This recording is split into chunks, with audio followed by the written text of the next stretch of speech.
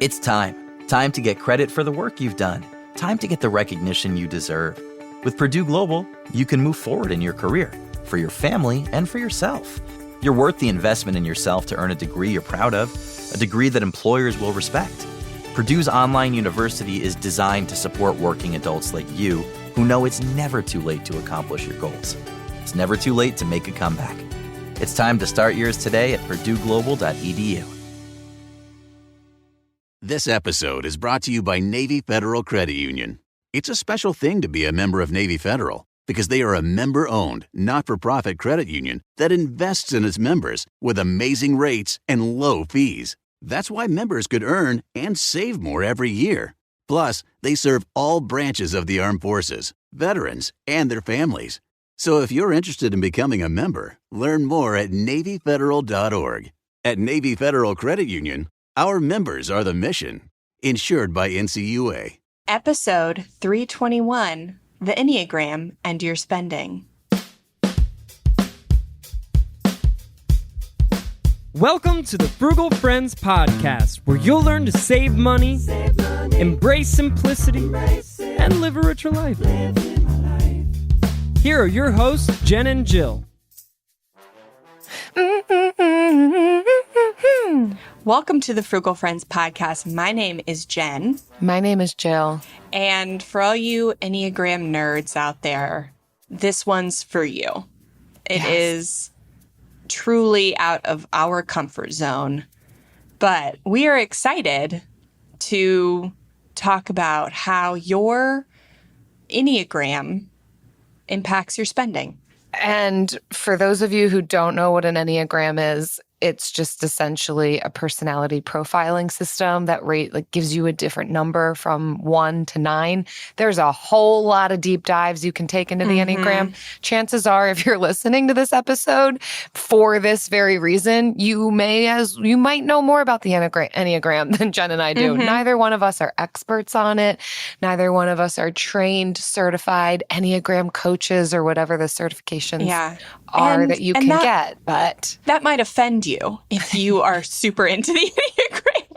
But we'll talk about why we're not into it as we go along. It's not bad, but you'll get our take on personality tests in general. But first, this episode is brought to you by Wings. Yeah. Oh. If you're an Enneagram nerd, you already know the double meaning there. Wings, like the wings that knowledge gives you. But who has time for knowledge? You do. You're here now, listening and searching for knowledge and motivation to improve your life and fly to new heights. And we want to give you more for free. Our newly designed and reimagined newsletter that you guys voted on and named the Friend Letter launches July 10th. It's like a text from your best friend when she finds a freebie or a life hack that's saving her life right now, but in email form. So it's 3 times a week. Mondays, we're going to tell you what companies are giving away freebies or where you may be able to find freebies in your area. Wednesdays, all about saving, tips, challenges on one budget category each week. And Fridays, you're going to get sent into the weekend with some spending psychology, mental shortcuts to help you say no to the things you don't value and emphatic yeses to the things you love. So if you want to save more, spend less, and give wings to your financial goals, just 5 minutes a day, head to frugalfriendspodcast.com/friendletter right now so you don't miss the first edition. Jen, I did have taken off.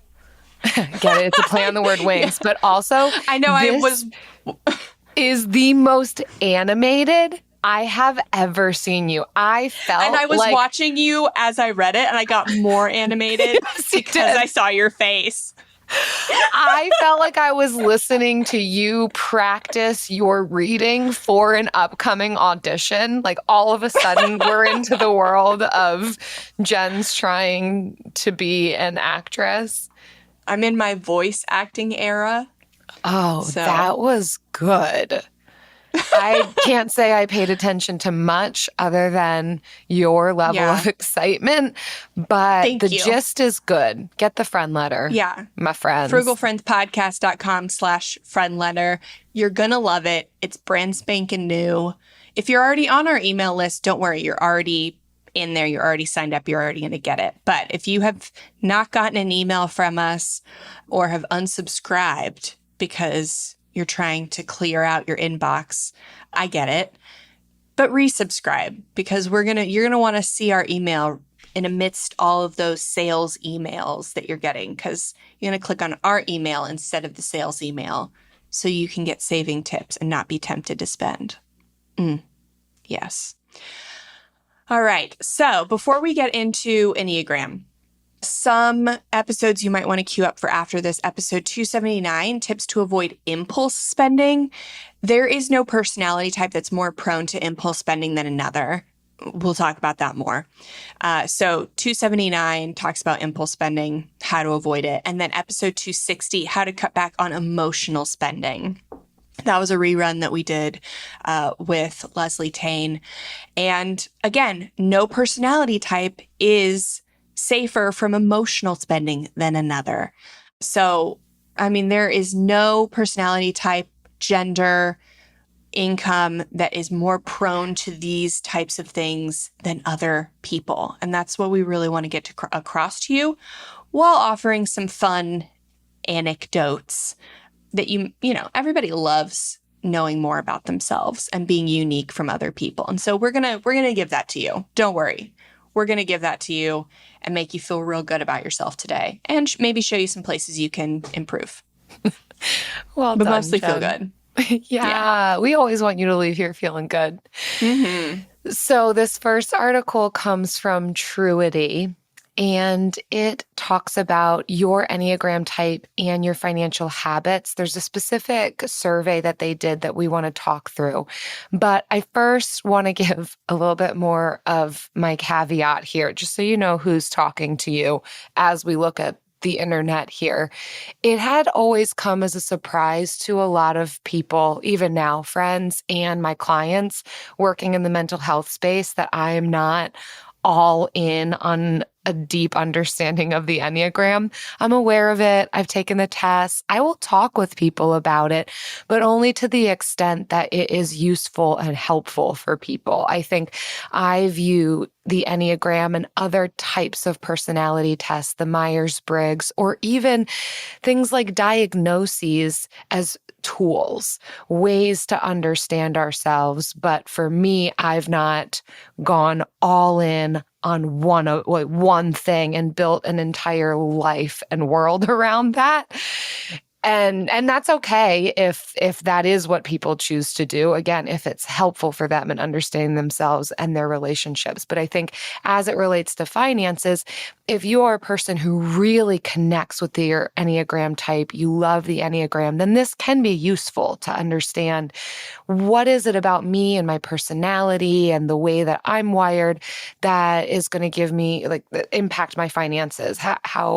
What are my propensities when it comes to spending and saving, and how can understanding your Enneagram be useful to shifting some of the things in a more beneficial way as you aim at well-being. But that's that's probably the overarching view you're going to hear from me, Jill, throughout here on how an Enneagram relates to this. I'm not all in, but I'm also not thinking, oh, the Enneagram's awful. Obviously, we're doing a podcast episode on it, but also I'm not an expert on this. I know you can take deep dives. You can understand your wings. You can be a number and wing this way and wing that way. And there's a certain way you are in health and a certain way you are in quote unquote unhealth. And we're not going to take all that deep dive. Just how does your understanding your personality help you understand the way you approach finances? That's where we're going. Yes, absolutely. We don't want to really get nitty gritty because there's 9 types and they each have 2 wings, but so we don't have the time. But the personality types are not excuses for you to act one way or another. They can give you permission to feel things you've already felt, but they shouldn't give you permission to do things that are not good for other people I'll kind of like leave it at that. Yeah. And I We think the still have Enneagram would obligations. say likewise too. No thing removes you from personal responsibility. So now that we have that out of the way.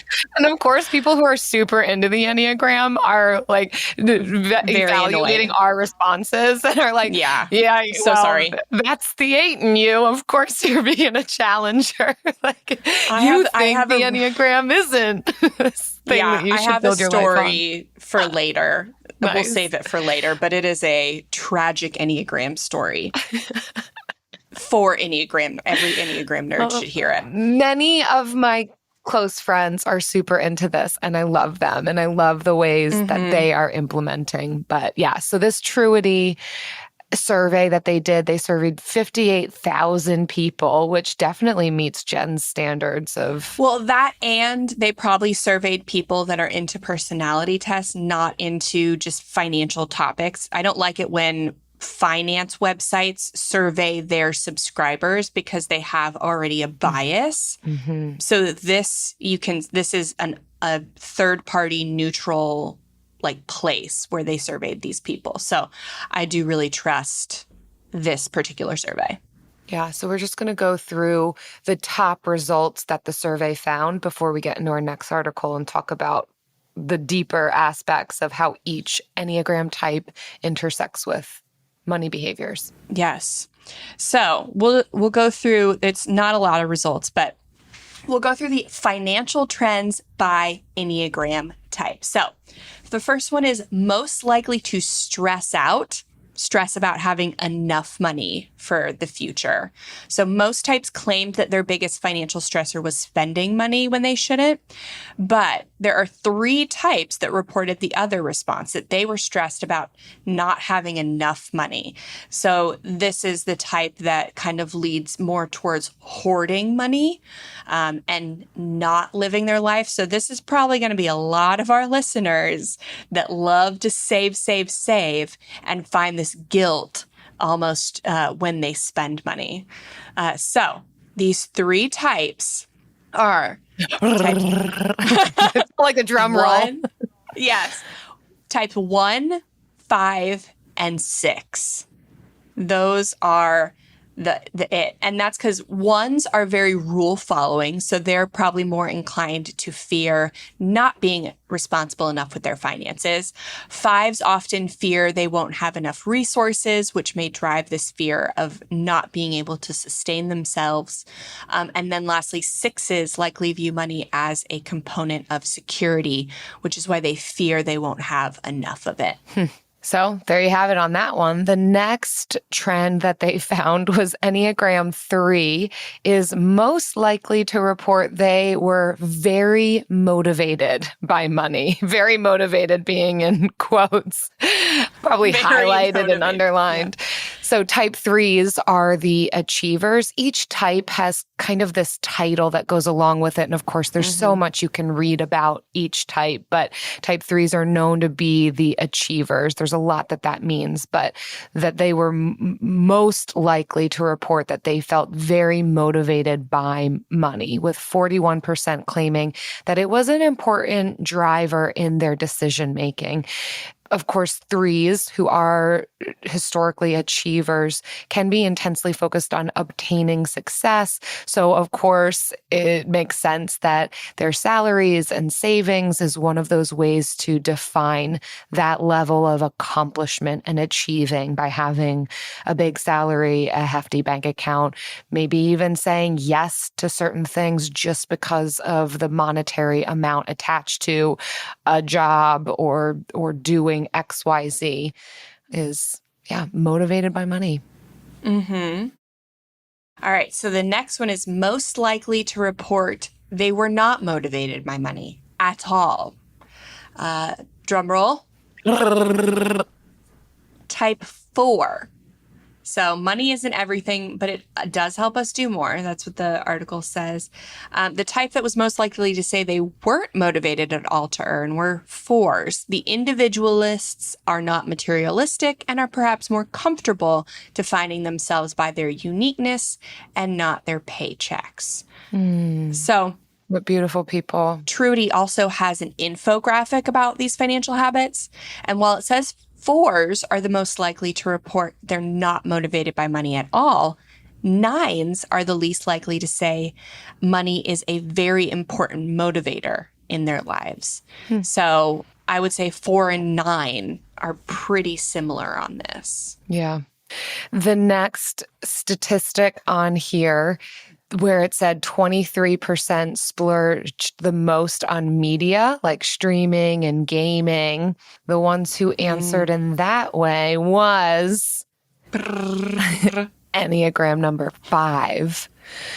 So this does kind of line up with what they describe Enneagram 5s are, kind of very deep in thought, maybe a little bit more isolating, introverted type, where they are spending most of their discretionary cash, at least this is the way that they're reporting, on things like media, music, streaming, gaming.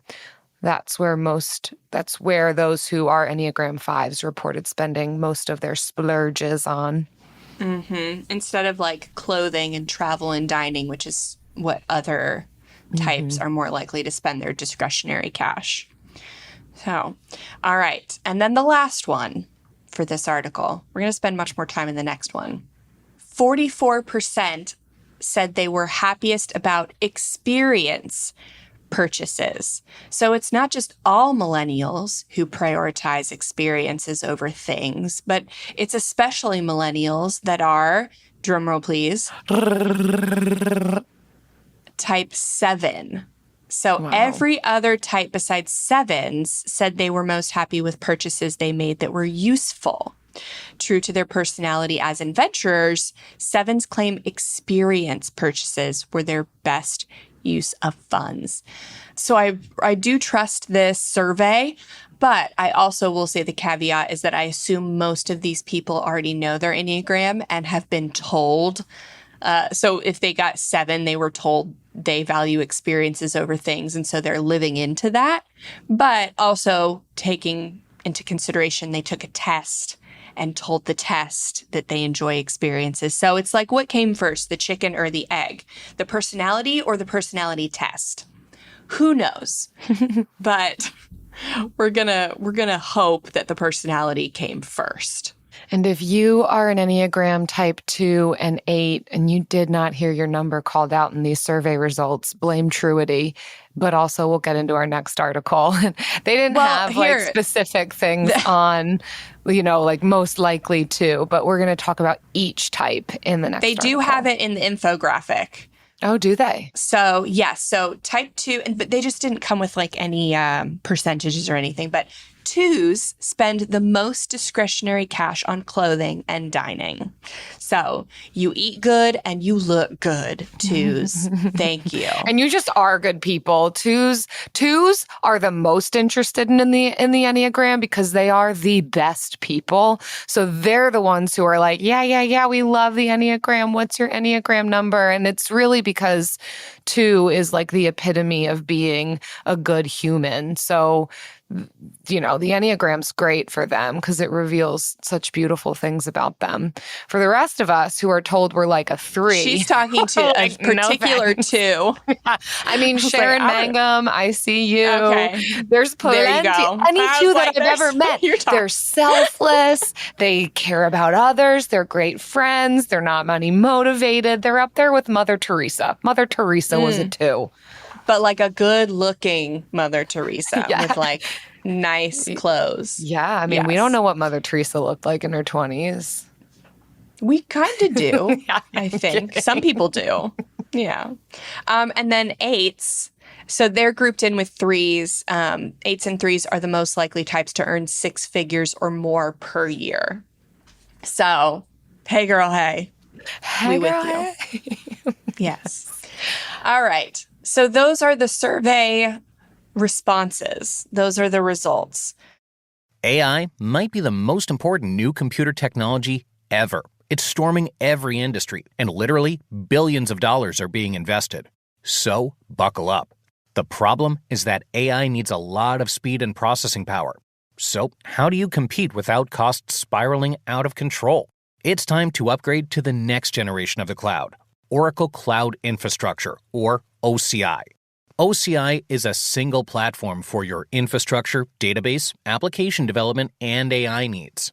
OCI has 4 to 8 times the bandwidth of other clouds, offers one consistent price instead of variable regional pricing. And of course, nobody does data better than Oracle. So now you can train your AI models at twice the speed and less than half the cost of other clouds.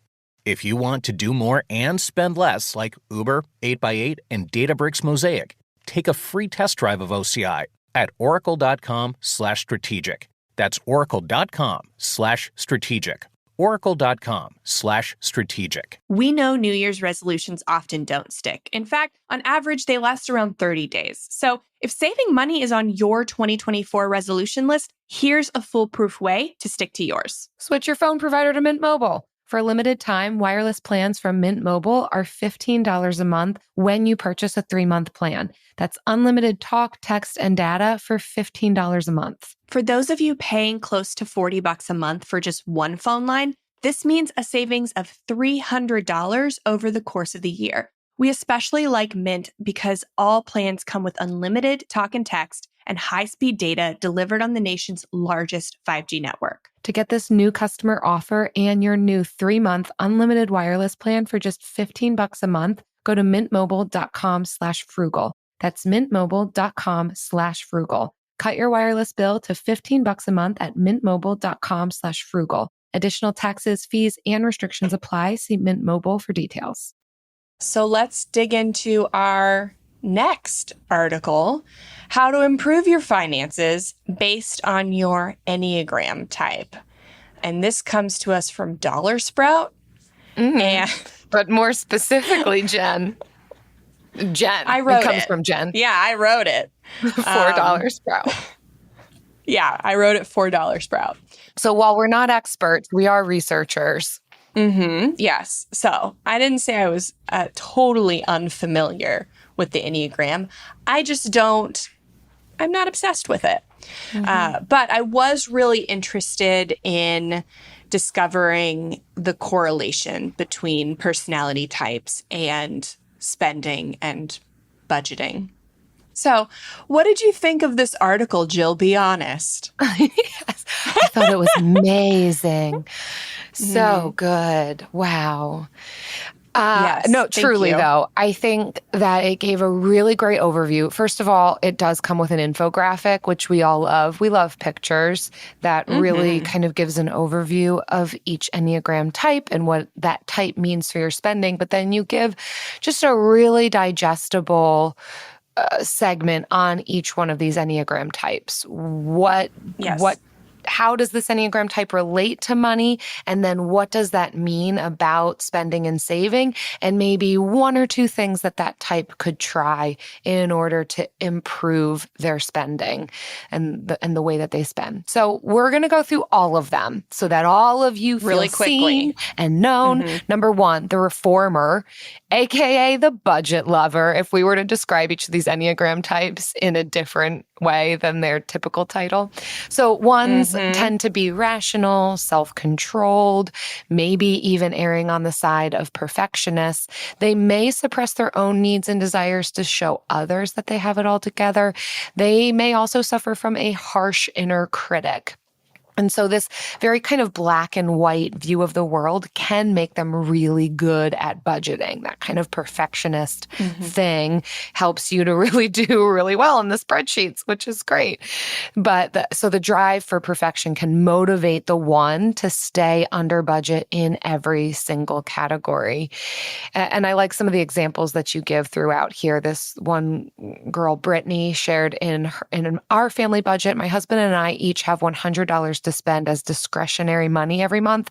I have a hard time spending my money. I'm not a 1, but I can relate to this.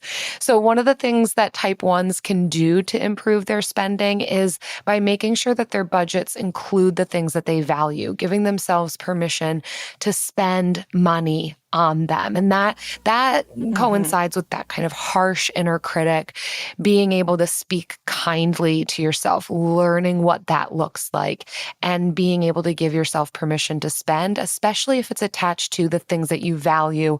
We've got plenty of other episodes on identifying how to learn what you value so that you can keep finding that permission for yourself. Yes. Number 2 is the helper, aka the giver.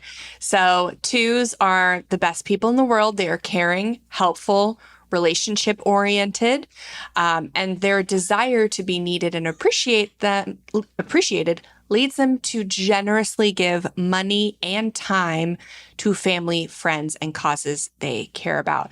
So when done well, this is genuinely helpful. But if you're a 2, you have to start evaluating the people and causes you want to support. Because if you are not taking care of yourself, so investing for retirement, for kids' college fund, a 2-parent probably doesn't have to be told to give to their kids' college fund, but especially your retirement, and being intentional with your time to make sure that you are working to increase your income and working on your own career. Make sure you are taking time and energy for those things before you are helping other people. And you may not be able to help everybody to the extent that you want, but make sure once you take care of you, you are taking care of the things that you care most about. Yeah. 2s can hemorrhage kindness to the point where it can hurt themselves. So yeah, really keeping track of what's it costing you, and are you being sure to care for yourself in the process. The next one, number 3s, are the achievers, or maybe the status spenders. 3s are historically goal-oriented, driven, adaptive, wanting to achieve. Maybe 3s prefer to spend money on things that might impress or increase their status, or kind of how they're going to appear to others and even maybe themselves as well, whatever they perceive as achieving those goals. So 3s who spend money to maintain an image of success and luxury can run the risk of racking up a lot of debt, especially if their income doesn't keep up with their lifestyle. So if this is you and you're a 3, you can improve your finances and your spending by tracking your income. What are you actually bringing in, and following a spending plan? Now, that won't be too hard for an achiever, because achieving that goal around money is also very possible for a 3. So they've got that going for them. But making sure to incorporate your savings goals into your monthly budget, as well as lifestyle goals. So you can value luxury things, you can value whatever aligns with you being a 3, but ensuring that it fits within your spending plan and the income you're bringing in regularly. Yeah. Achievers also have to be aware of buying things with money versus buying your time, so that you can spend more time on the things that don't cost money. So while it's great to achieve goals, there are some things that you will miss if you are so consumed with those goals. And so that is a point of unhealth. If you get too consumed with your goals and achievement, you miss out on other things. So yeah. Inability to celebrate along the way can be. Yeah. Yeah. All right. Number 4 is the individualist, aka the emotional spender. Now, every type of personality spends emotionally in some way or another. 4s are idealistic, expressive, original, always searching for what's missing, either internally or in the relationships.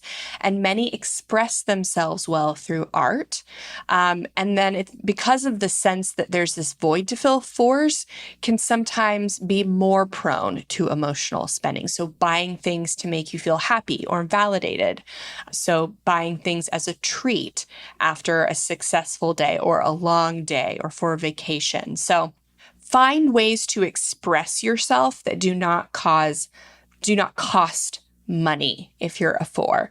So if you are prone to go on shopping sprees when you are feeling heightened emotions, whether they're positive or negative, decide now what kind of free ways you want to express yourself or celebrate those things so that you're not always like overspending every time emotions kind of go up or down. So yeah, utilize that creativity to find other outlets. All right, number 5s are the investigators or the deal seekers. 5s are often analytical, innovative, and can often isolate. So they're motivated by gaining knowledge, improving self-sufficiency to protect themselves and their resources from uncertainty.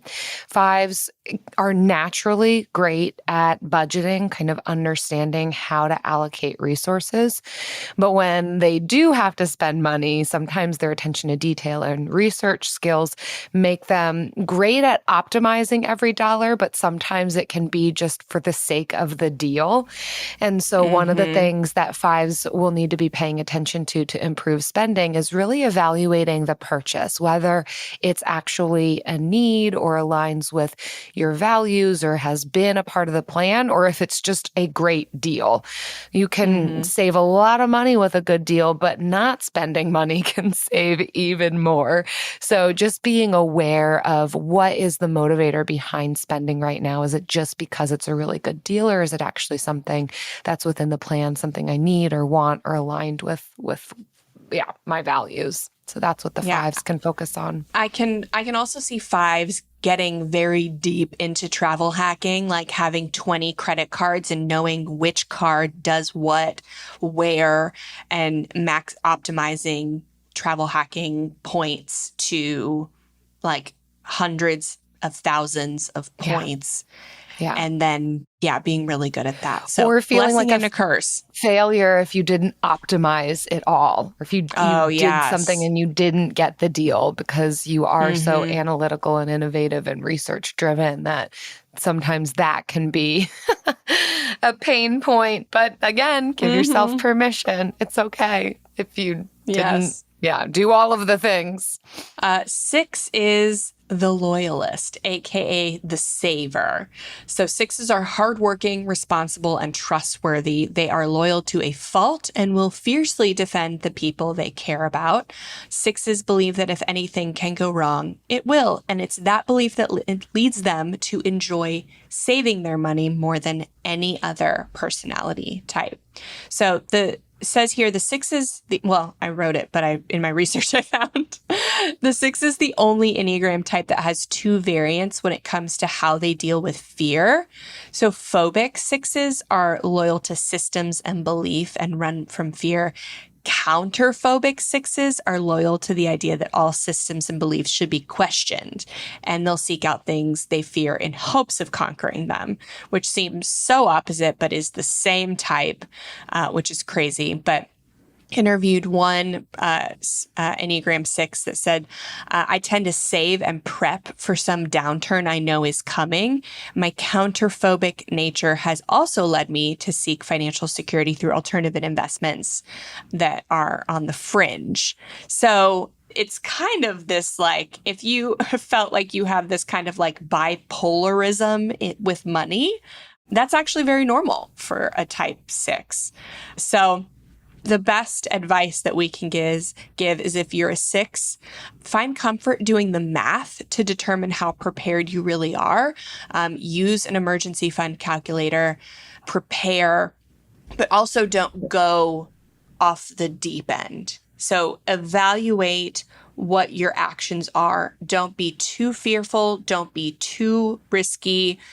Or if you want to be a little risky, make sure it's in proportion to what you already have saved. So if you're taking 5% of your money into very risky investments, that's fine because it's 5% of your money. But don't be doing it with 50%. Number 7s. You're the enthusiast. You know who you are. If you're a 7, you know it through and through. AKA the impulsive spender. Sevens are spontaneous, busy, optimistic. They are fun. Holy smokes. If there's a 7 in the room, you know it. They have enthusiasm for adventure. They love trying new things. But also because of this, 7s can bore easily, which can lead them to spend impulsively on travel or new experiences. And so keeping this in mind is going to be key for the 7 in spending better. That if you are an Enneagram 7, you can improve your spending by defining your why and using that as motivation. If you can really connect to some of the core of what you want out of life or even this season, that can really help you to stick to whatever your current spending plan is, not to the exclusion of fun and spontaneity, but really keying into the fact that that's something that you value and making sure that there's room for that. I do think 7s can really relate to and resonate with, find comfort in a values-based spending plan. So figure out what that looks like for you and give yourself space within that spending plan for some of that spontaneity. And impulsive spending is not the enemy necessarily. If you are somebody who loves spontaneity, you don't have to bury that part of yourself to be a conscious consumer. You can budget for spontaneity. You can have a sinking fund that you put money away for. That's just like, you know what, when something last minute comes up and I really want to do it, or there's a last minute sale on something that I really want, this is my sinking fund for spontaneity. This is so that I don't have to have every little thing planned out, because that's not super fun either. But so yeah, don't push down that spontaneous impulsivity. Just have control over it. Next is 8, the challenger, aka the stockpiler. 8s are self-confident, decisive, and protective of others. Type 8 personalities value being in control of their situation, which leads many of them to desire financial independence. That desire can also lead to stockpiling things that make them less reliant on other people. So 8s are always prepared to spend money on keeping their pantry stocked, buying tools for DIY projects, yada, yada. As an 8, you may benefit from becoming more interdependent. So you've got independent down. Let's focus on community. Let's focus on taking the uncomfortable step to ask your people if you can borrow something that you need before immediately going to buy it on the internet. See if join a buy nothing group to share what you have, and to accept things from other people, knowing that it is not charity. Not all acceptance of gifts are charity, but being interdependent on each other doesn't make you weaker, it makes you stronger. So that's for 8s. And if you're an 8, though, you probably aren't even into the Enneagram. So you may not even be listening to this. The challengers, they're just like, yeah, figure it out. I'm going to keep that in your mind for later. The story I'm going to tell you. Okay, and last but certainly not least, you number 9s, you're also so amazing. You peacemakers. You're not as into the Enneagram as my 2s over here, because the 9s are just like, whatever you all think I am and how you see the world, okay. You are the people pleasers. That doesn't mean necessarily that you're pushovers, but you are easygoing, inclusive, can sometimes be indecisive. 9s will definitely put others' needs and desires first to keep the peace. They may even suppress, sometimes even not fully knowingly their desires or feelings. This was interesting. I did not know this about nines, but that suppression can sometimes be in the form of food or drink or entertainment, which makes you fun. Nines tend to have difficulty saying no and often agree to things they don't want to do, which could include spending money. So nines may go to dinner or on vacation or anywhere else with their friends and family without maybe considering if that's what they actually want to do or what they want to spend their money on. So if you are a nine, again, going to come back to that values-based spending, consider really exploring your own desires, needs, wants, and what you actually are interested in spending money in, when and how much, and come to a really clear understanding of yourself in that way. And then practice exerting a little bit more autonomy in decision-making around finances. This is not easily done, especially for our nines. So taking small steps in this way would be the recommendation. Start with your closest friends, maybe even those who are aware of the Enneagram and know your Enneagram type and are wanting to champion you in using your voice and speaking your mind and not just going with the flow. Practice on them saying what it is that your preference would be if you were to go out or do something or stay in. So try small ways to speak your mind, speak your voice. Mm-hmm. Yes. And if you have friends, if you guys are all into the Enneagram or at least know your type, then you can use the Enneagram to be better aware of the situations of the people around you, how the people around you are thinking. And I know that's a big thing with the Enneagram, is to be serving others in the way that they are best served and helped, and helping them grow in the way that they need to and become healthy in the ways that they are prone to unhealth. So take care of your people. This is just another tool in your belt to do that. So we don't need to tell the nine that. They're already going to take care of their people. Do you know what speaks to everyone and is open to all Enneagram types? Mm-hmm. Is wing all of the above. Winging it. The Bill of the Week.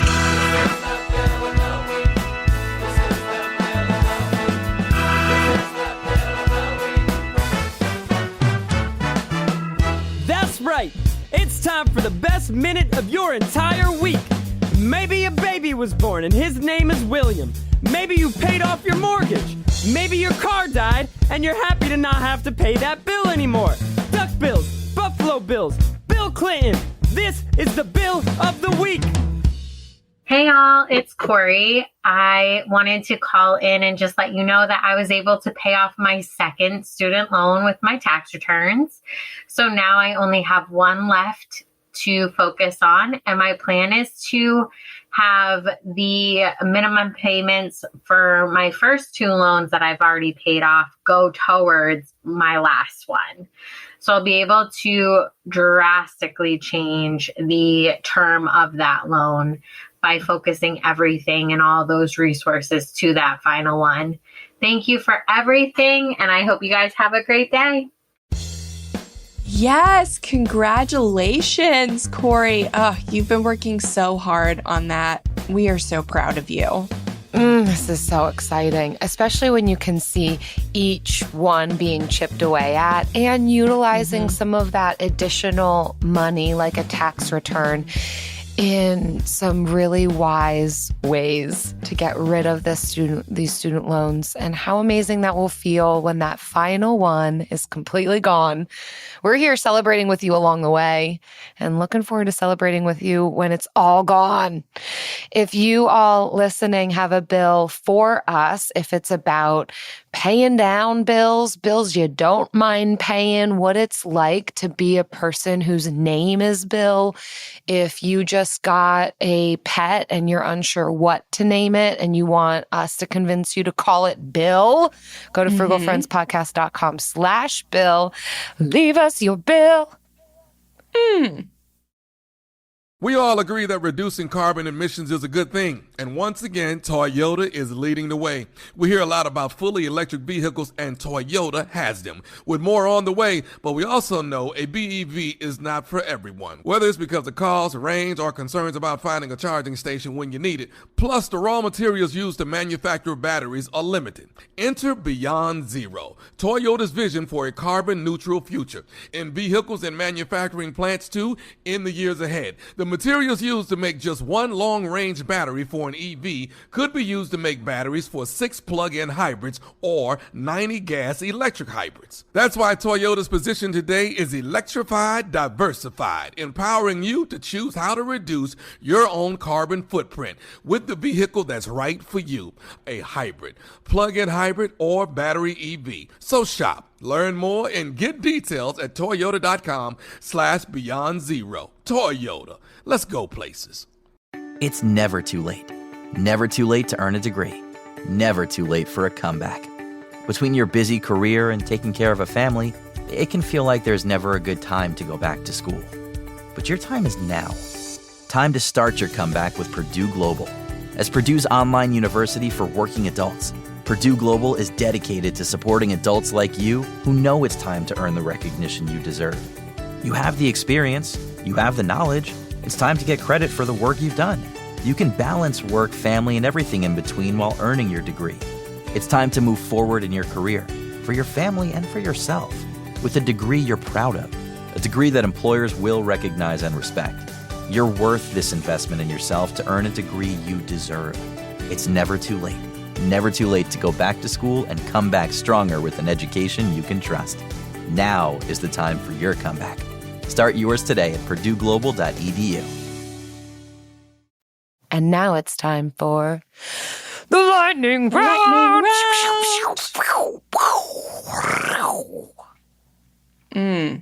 Yes.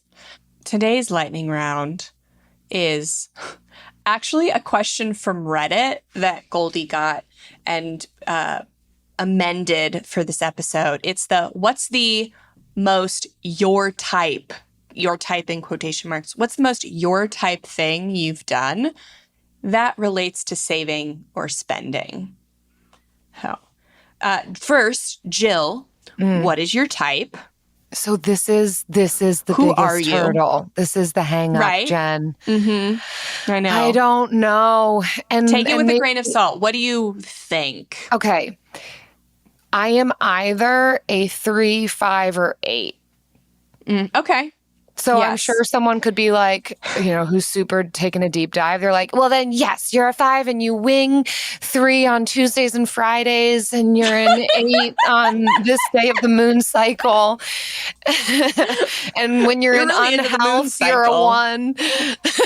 Yeah. So let's see.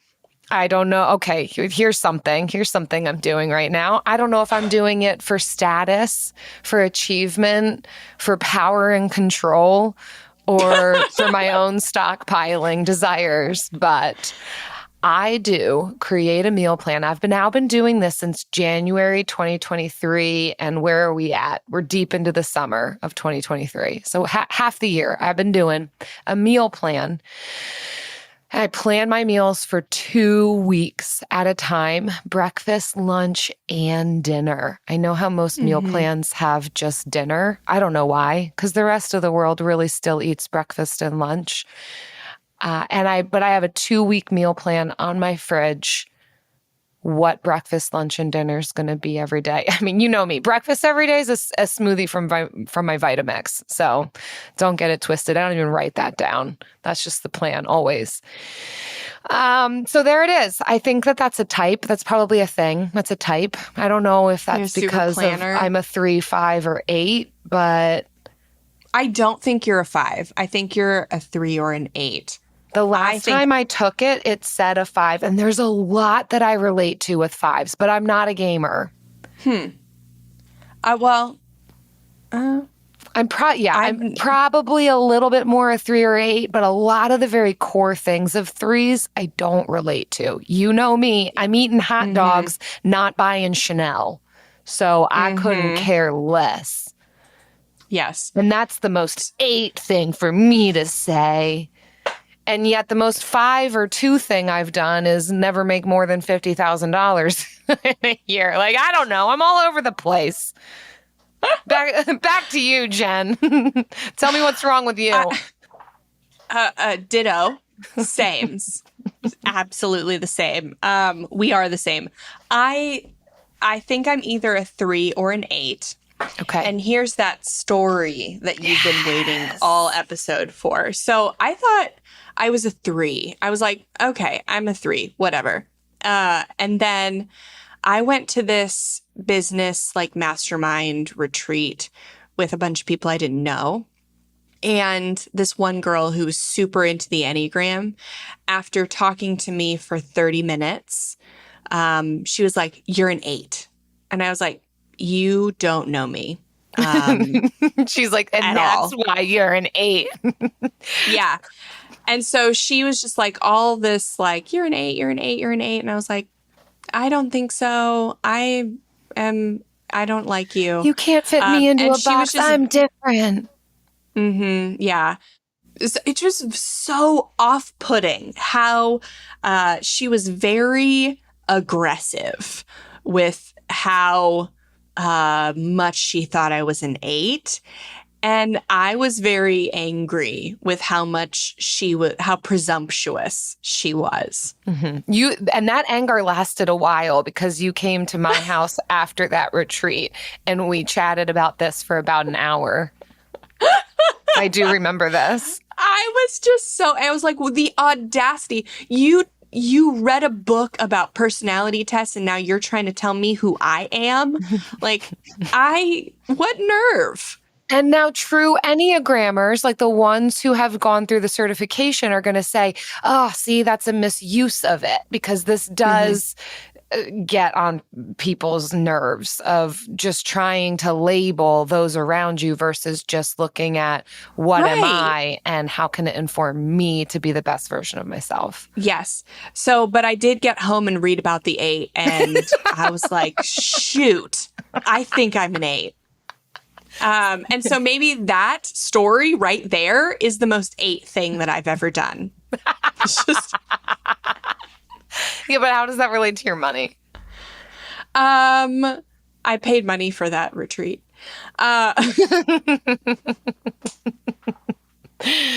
Yes. Yeah, I don't know. I will maybe spend money to be different. I love to achieve, but I'm not a status spender, but I do love it.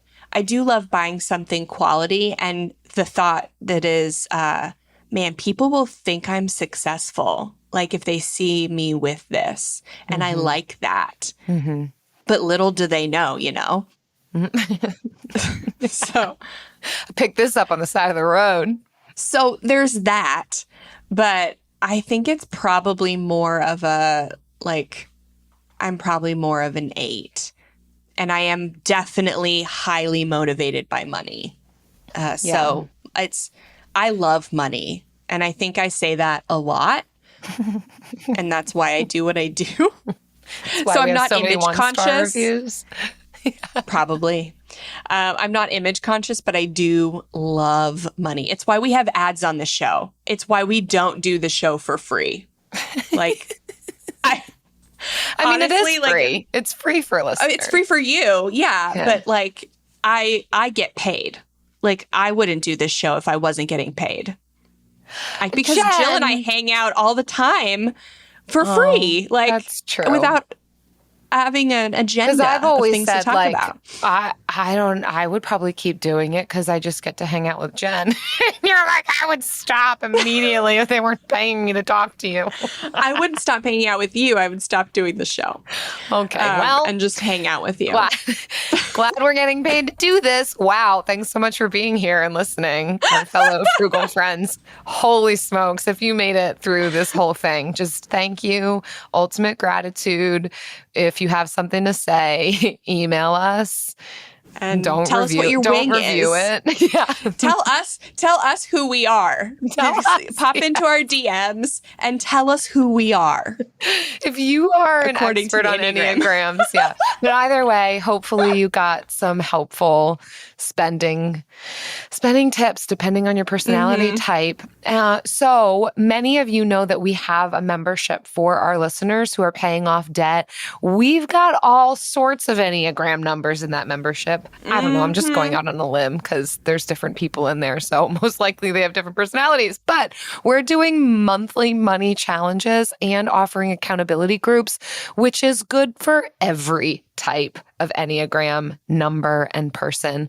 And we want to congratulate one of our members for a big win. This comes from Emmers N, who shared, I'm definitely more mindful of my spending, and focusing on minimalism has really helped. Getting rid of things and focusing on not letting more accumulate has given me a new perspective on spending. I'm also working towards paying off vet bills and saving for when more vet bills come, and not impulse spending has helped, plus saving for when I am off work. Post-procedure where I'll get paid less. I feel like I'm being more insightful about where my money is going, although I still have purchased some things I feel like I maybe didn't need, but it definitely has decreased a lot. And you know what? We are here for progress over perfection. Amen. Preach. Congrats, Emmers.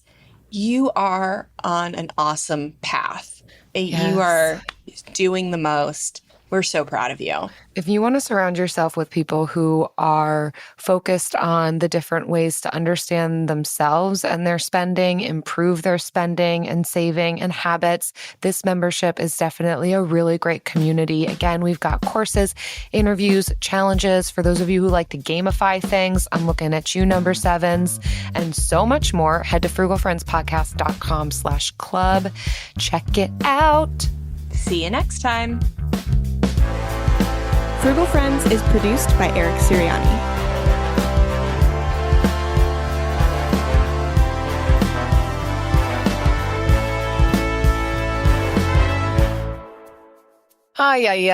Yeah. I mean, I feel like if I related to an Enneagram number more and more wholly, like if one really felt like it described me, I could see myself being more into the Enneagram. I think that's been one of my biggest barriers is none of them feel quite right. So it's just like, okay, then I'll take a little and leave the rest and view it as a tool. But I'm also really glad for those who feel very aligned with a number and how it has really helped give them language to their experiences, show a pathway forward in relationship with others, where maybe they had previously experienced a lot of barriers in relationships. So cool tool. You and I just broke the mold, which again is probably a classic Enneagram number thing to say. Probably. Do you know your Myers-Briggs? Oh, that's another one. I don't know. Okay, so I do know. I am an INFJ. Yeah. That's my Myers-Briggs. INFJ.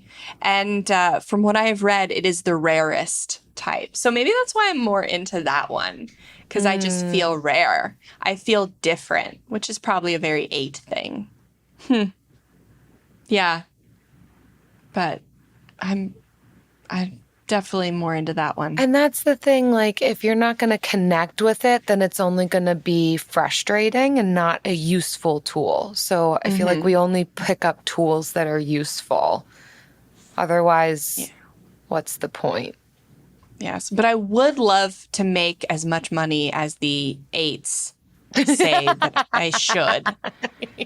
I want to be a part of that statistic. They have the most high earners, and that's where I'd like to be. Yeah. So, and what would I do with the money? I don't know. Just want to be there. Wow. I just like it. Yeah. And that's probably what's a good thing, that we have to split everything that we make in half, or we would just get really big heads. We would make so much money, but we make the same salary and we split it in half. Yeah. Yeah. That's and that's our what burden keeps to bear. us tethered to being a 2. We're forced. Tethered to 2. That's Yes. the name of your autobiography, Jill. Tethered to 2. Yeah.